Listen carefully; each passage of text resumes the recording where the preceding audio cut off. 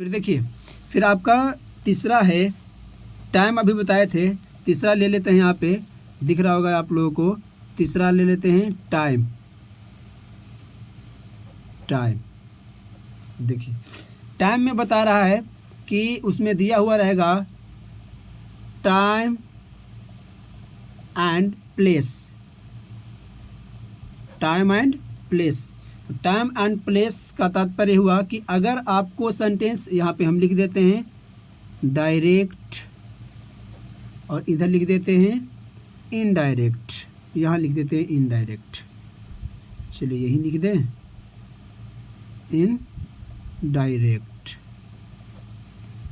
अगर आपको डायरेक्ट में नाउ दे दिया हो, नाउ माने अब, तो नाउ का हो जाता है देन, कब। एगो दे दिया है, पिछला वाला ऐसा चर्चा रहेगा आपका। डायरेक्ट में एगो रहे तो जैसे ही एगो मिस होता है पीछे, तो फिर आपका सॉरी आगे होता है, तो बिफोर माने हो जाएगा पहले। एगो मिस होता है आगे, तो बिफोर माने पहले। अगर रहे हेयर, इसको याद करना पड़ेगा आपको, सॉरी वीडियो नहीं आ रहा होगा। अगर रहेगा हेयर तो आपका हो जाएगा देयर। क्या हो जाएगा? देयर। अगर आपका डायरेक्ट में रहेगा दिस, तो अमूमन ऐसे ही बोलते हैं ना, दिस दैट, बहुते दिस दैट कर रहा है, दिस के दैट। अगर दीज रहे तो दीज का हो जाएगा दोज, दीज का दोज। फिर और भी है कुछ, देख लेते हैं। यहाँ पे हम लिख देते हैं डायरेक्ट और इनडायरेक्ट। इनडायरेक्ट, चलिए। फिर अगर रहेगा टुडे, क्या रहे? टुडे, तो टुडे का होता है दैट डे।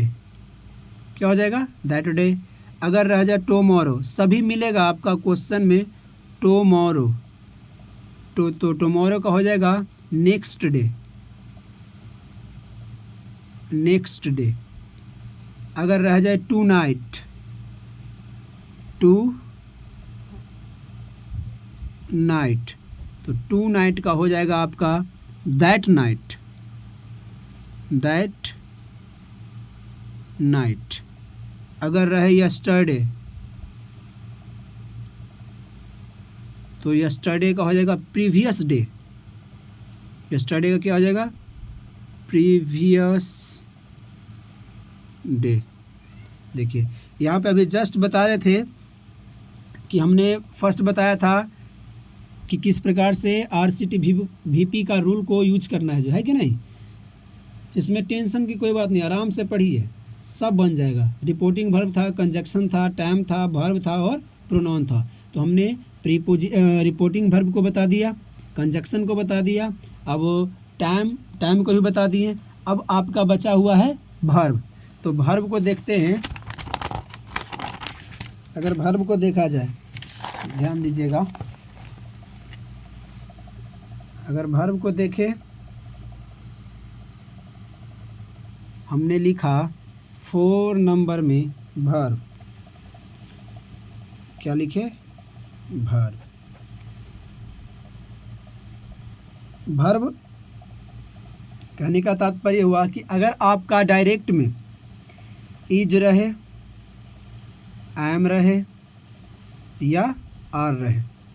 अगर आपका यह डायरेक्ट में रहेगा, अगर डायरेक्ट में दे दिया है इज, एम, आर, तो जैसे ही अगर इसको हम इनडायरेक्ट में बनाएंगे, किस में बनाएंगे?